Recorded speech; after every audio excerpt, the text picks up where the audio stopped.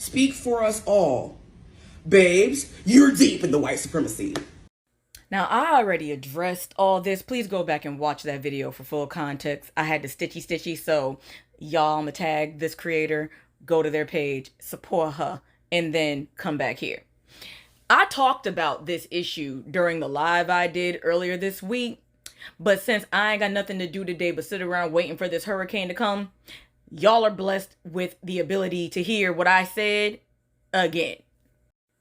I already told y'all about these black women creators that get on here pushing respectability politics down y'all throats because they can't get no... Okay, now please understand what I mean. Anybody can get it, but these creators tend to act like they don't really want it while simultaneously finding issue with women who are getting the just stay with me. Follow me here. Now, this is just a quick little side note, but for the years of me sitting here watching people make content about how to get a man, how to keep a man, the gag is that men like what they like. There is no one way to do anything to any group of people.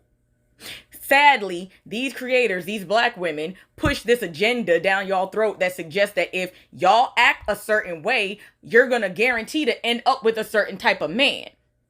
And that's never the case. But we're going to get back to these people. I mean, let's just break this down. And I'm sorry, I'm going to hurt people's feelings, but sometimes I can't be politically correct with y'all. One of them used to be plus size and lost weight and still is existing in her plus size body and cannot reconcile with the fact that she is no longer the big girl in the mirror. The other one is a failed mistress who, instead of getting a life insurance policy on that man, decided to have a baby with him and then threaten him to lose the right to the baby if he didn't leave his wife. Blew up in her face and is now out here telling you what you need to be doing. Hell, then you got another one now that I think of it. She out here talking about how she don't understand how women can be out here as, adult workers, getting into all these adult activities for their professional or private life, having kinks and fetishes, and get the man while she played the good girl all her life and is by herself. Mind you, having a man is not a badge of honor in any context, but if you want one that bad, sis, and don't have one, clearly what you're doing isn't working for you. And all of these women, right? Everyone I mentioned and anyone that I may have missed, get on this platform and others and tell you if you don't keep yourself covered up to the earlobe, you will not find a good partner. They get on here and try to guide you into happiness as a woman while they are sitting there miserable by themselves. The fuck? And now some of them have found issue with Sukihana and Sexyy Red, saying that these two individual women are now going to be the downfall of all black women alive. Like, y'all ain't contributing to the problem as well? Y'all don't think it's detrimental to black women to subscribe to respectability politics that was created through racism and white supremacy? That's not problematic. And quiet as it's kept, y'all, what makes y'all think that we want the respect of people that will find issue with other people for existing in ways that they do not? I told y'all 2 years ago, if you have to talk like a bigot to make your point, you might want to reconsider your stance, because it's giving bigotry. It is perfectly respectable to enjoy the sexual side of your femininity while still presenting in a way that you see fit, whether it's covered up or with your ass and titties out. And not y'all acting like Lil' Kim and Foxy Brown, as well as many other female rappers in this industry, have not already come and gone. Like, with all due respect, you think that we needed Sexyy Red and Sukihana to get to hardcore? And what really gets me is that this is about music. You're grown as fuck. You ain't got to listen to nothing that you don't want to. This is not Sunday morning and you are 13 and your mama wants to clean. If you don't like the song, sis, scroll, swipe, select another song, block it, delete it. Like, unless you listening to the radio, which, I don't think a lot of Suki songs is on there like that. But unless you are, even then, turn it off. Like, what are you mad for?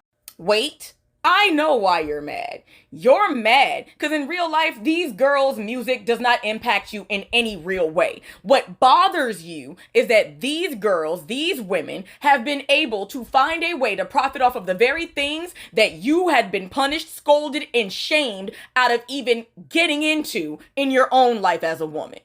See, women like y'all, made choices in your lives that have backfired on you. You're not going to admit it, but they have absolutely backfired on you. You were told that if you follow the rules, if you do what the men say, if you do what you learned in 17 magazine, taking those quizzes, that you will end up with your Prince Charming. And all of you are alone. And while y'all get to do that, that is your right. Y'all have to realize that the hood chick, the ghetto girl, the sexually liberated woman exists as well. And she has made choices as well. And what she will never be is lonely. She may be alone by choice, but she will never be lonely. Mark my word.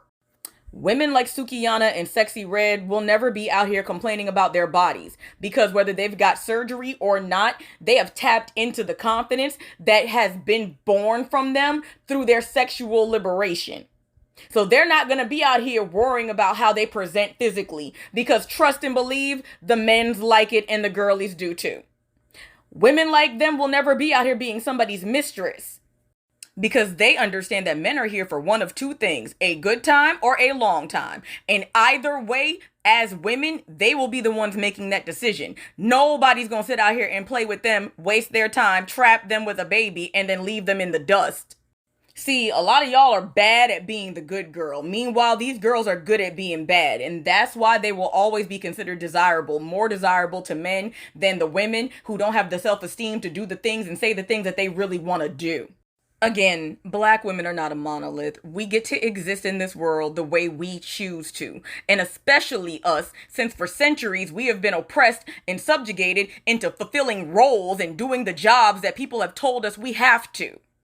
Which also means that we have the right to be given grace. That means that this may be a stage in our lives for a certain amount of time, and then we shift over into a different stage. We don't have to exist as just one thing from birth to the grave.